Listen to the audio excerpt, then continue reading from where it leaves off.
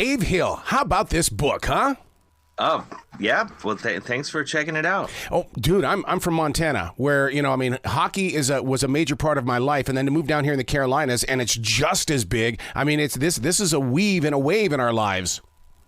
Oh, yeah. You guys got the Hurricanes down there. Mm-hmm. That's amazing. Mm-hmm. So for you to jump onto this journey, because you point out so many factors here in the way that even though those of us that love the sport know how it's going, there's still a lot of people that don't jump into the idea that this is a great game. Yeah, I think they're afraid. I don't know. Maybe the Canadianness of it all scares them. I don't know. There's been this argument that it's hard to follow hockey on TV, which I don't understand at all. Like I think it's really easy to follow, but but then again, I am quarter Canadian, so maybe it's just it is in my blood, I guess. Well, one of the things that they do down here with our Charlotte Checkers is that if that puck is in action, you do not go down to your seat until that play is over, because they want the fans to see that puck in action and not somebody's fat head. Yeah, as it should be. I applaud that. Yeah. Yeah, just watch the puck. I mean, soccer is the biggest sport in the world. It's basically, a vastly superior version. People seem to understand soccer. And yet, Dave, when the Olympics are on, I want to see the hockey game. I mean, I live for that, and I think that's because of, the United States getting the gold back in the 1980s, but I still want to see the hockey game. Yeah, it's amazing. It's the best. It's like ballet on ice. It's take the best thing about every other sport, and then it's all in one sport, hockey. I'm saving everyone a bunch of time here. Does it upset you that a lot of people still go to the game to see the fights? Yeah, I think it's like a stupid, reason to be into the sport. And I think it's stupid the way the NHL has, still doesn't really address it. It's the logic behind it that like, oh, you got to let the players let off some steam and let them get on the ground before you can break it up. Like, it's kind of idiotic. I mean, every sport, everything in life, I mean, if you were just if you're gonna let people blow off some steam, then you got to let people fight in line at the post office then too, I think. My wake-up call was when I was slammed up against the wall and somebody drove their knee into my knee, and all of a sudden I was having surgery. And it's like, man, dude, that was not fun. There's no reason for any of that to even happen. Yeah, absolutely. That was always my rule. I'm a lover, not a fighter. But when I played in men's league, sort of the last any organized hockey that I played, like that was my rule. If anyone took like a cheap shot that had nothing to do with the play, they would be talking to my fists. But of course, men's league fights are it's symbolic violence because everyone has gloves and masks on. So it's really, you're just hurting feelings out there. Well, one of the things when we had the Billings Bighorns, we had the Canadians come down from Saskatchewan, and what happened is that a lot of those players didn't get in fights because they were trying to get to the bigger leagues. They didn't want to get injured being in with the Billings Bighorns. It's like, oh, it all ended in Billings. Oh my God. Oh yeah, man, that's wild. Saskatchewan. So yeah, Saskatchewan's just north, right? Yeah. But man, they came down with that attitude, and we went to high school with them, which to me, they were my Marvel superheroes because it's like the hockey players go to our school. Yeah, as it should be. I mean, that's the coolest. I mean, my high school in Cleveland, St. Ignatius, growing up, the football and basketball players were the big stars, and then the hockey players, since the team has become amazing and winning all these state championships, and now I'm told that the hockey players are like the rock stars of the school. So I'm like, finally, feel vindicated all these years later after being the weird kid on the hockey team. So as you traveled around the world studying the game of hockey, is it played differently in other areas? I mean, not too much other than, when you go outside, in Europe, of course, the rinks are bigger, so it's a more wide open game. It's less physical, and I think of went to a lot of pro games in Europe, and the whole night you might hear like a couple, like collisions in the boards, whereas in the NHL you're hearing it all night. Time. So it's just it's a less physical game, owing largely to the rinks are bigger. Yeah. I don't know why they're smaller here, but they are. Yeah. My favorite place is to be down on the floor looking at the game from that level, because in this way I can see the height. I can see, I can see the whole entire game being at one of the ends, and it just brings the game to life. Yeah, it's amazing. I love it. I just went to see the Cleveland Monsters play the Toronto Marlies, and I kind of moved all over the arena because I had friends there sitting all over, and but I gotta say, I get excited pretty much anywhere in the rink when there's a game going on in the arena. You get even the nosebleeds. You get up there and you're basically like being dangled over the rink. It feels like it's pretty awesome. Yeah, because you can see the entire game. To me, the puck slows down the higher you get up in the arena. Mm-hmm. Yeah, totally. It's the same. It's like watching airplanes in the sky. Yeah. They say.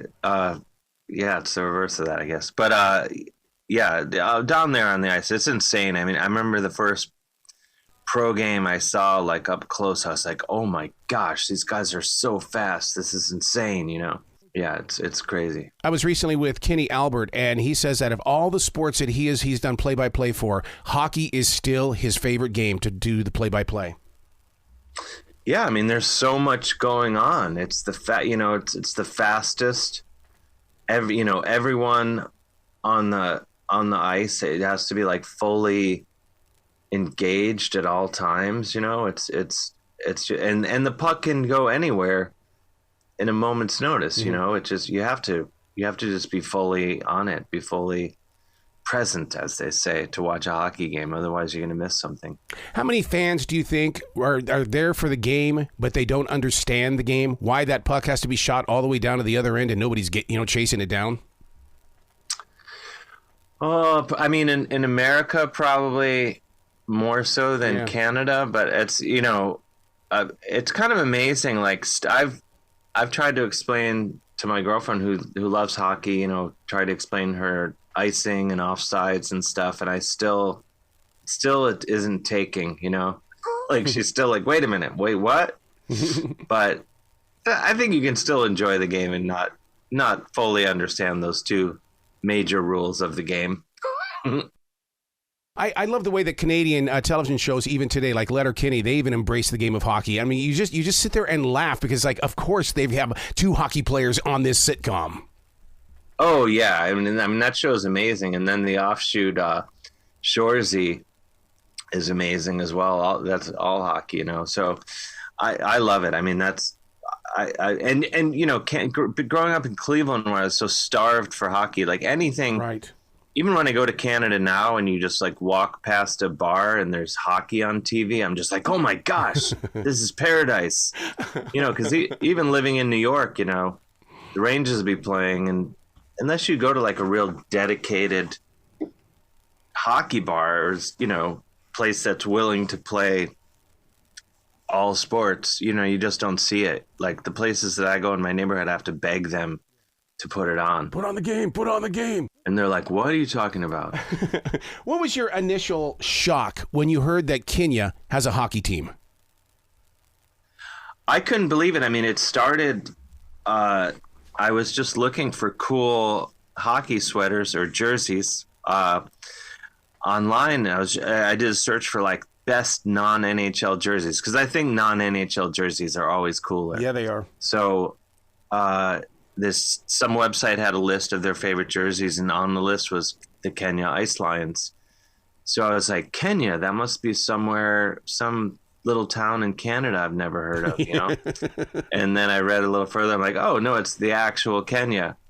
And I couldn't believe it, and I thought it was so cool. And I got a hold of these guys, and I went over there, and I played with them, and it was just an amazing experience. And they're really good too. Like, it's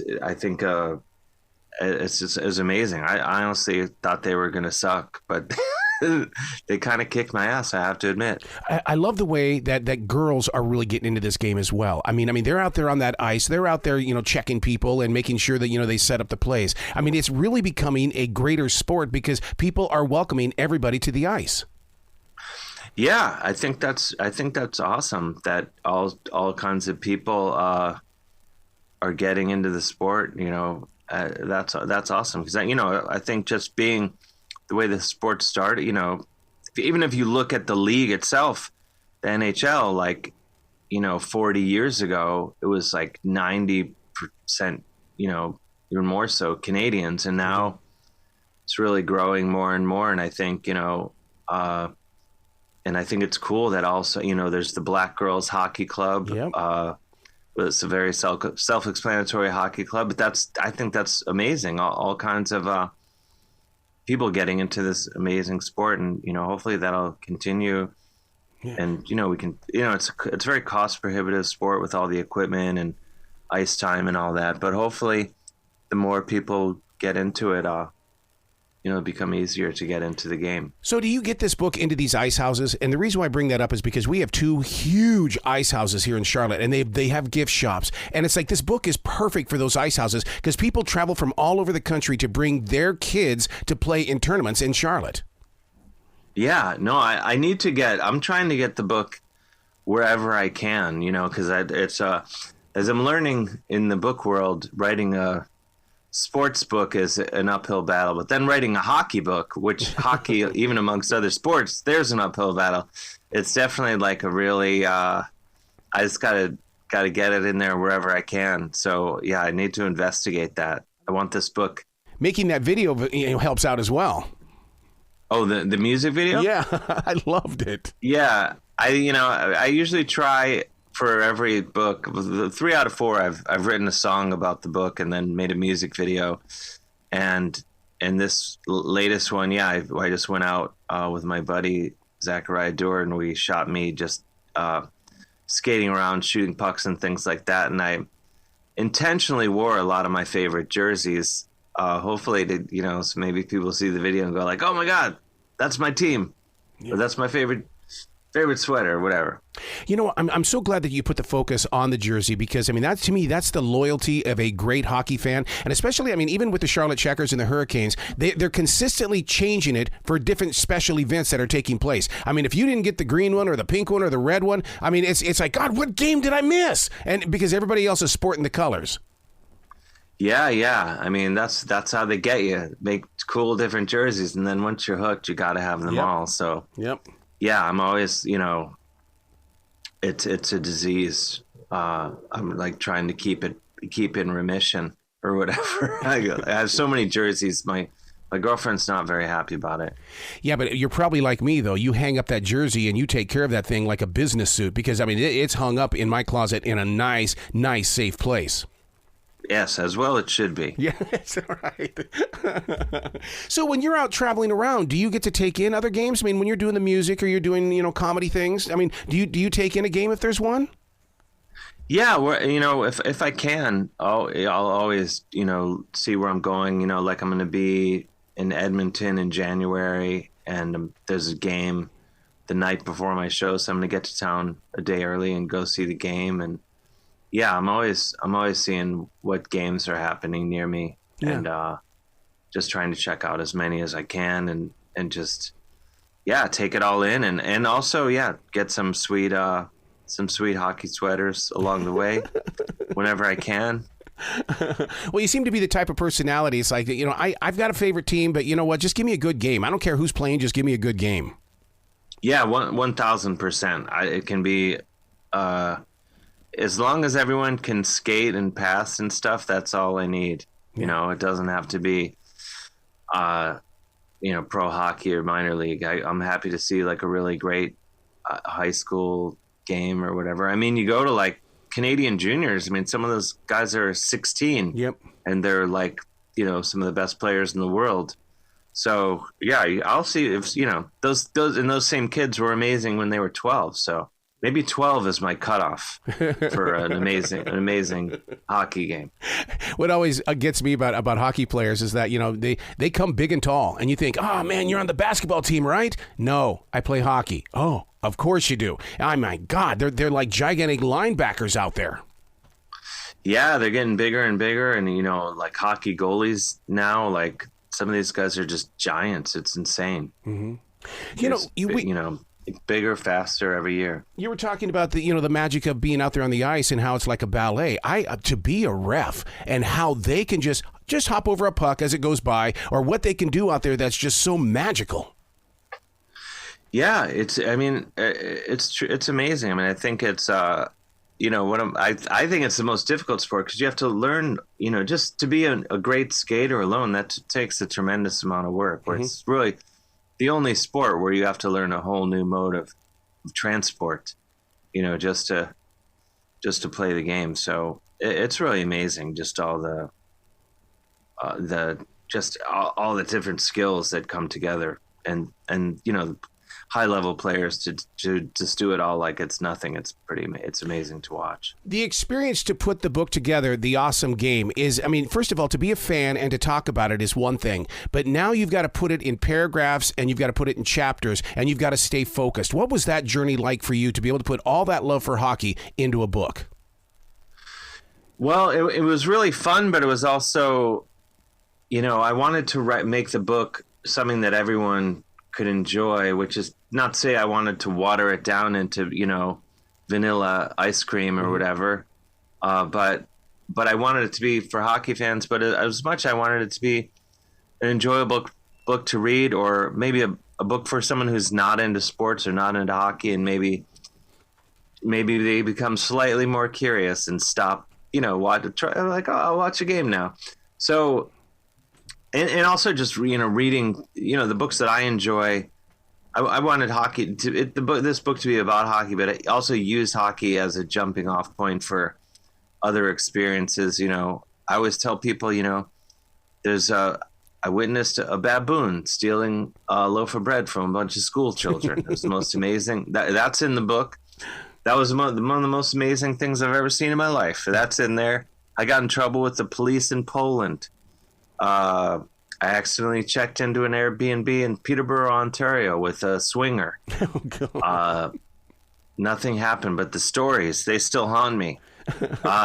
So there's a lot of, I did use the book as a jumping off point to talk about all sorts of other things. And it's been nice to hear from people, hockey fans love it. And then people, I try not to read reviews, but then somehow I managed to read all of them anyway.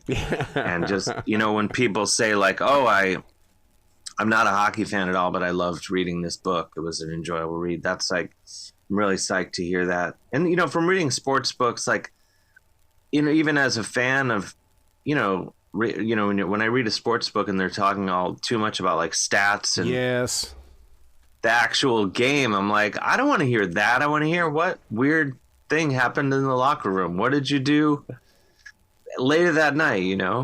Like I read John McEnroe's book, which was a great book, but he talks a lot about tennis, which is of course obvious, but I'm like, I want to hear about your crazy life as the most famous tennis player on earth. Yeah. Yeah. See, that's like I loved reading the book Rebound with Michael Jordan because a lot of it takes place on riding that bus for the Birmingham Barons. And it's like, yeah, that's the story I want. What was it like to be Michael Jordan on a bus? Yeah. 1000%. I mean, it goes back to like, growing up reading about my favorite bands and Rolling Stone, when that used to be like something you would read to hear like, about a rock band. Just reading about a band, I wouldn't care about the tour or making the record when then they were like, oh, the bass player likes this on his pizza. I'm interested. I kind of that's the sort of stuff that I gravitate towards when reading about anything, or is the details surrounding the main thing. So in writing this book, I tried to keep that in mind because that's kind of the stuff that I gravitate towards, this sort of other weird discoveries you make along the way. while exploring something else. Wow. You got to come back to this show anytime in the future. The door is always going to be open for you. Thank you so much. Well, be brilliant today, okay, sir? I'm gonna do it. You too.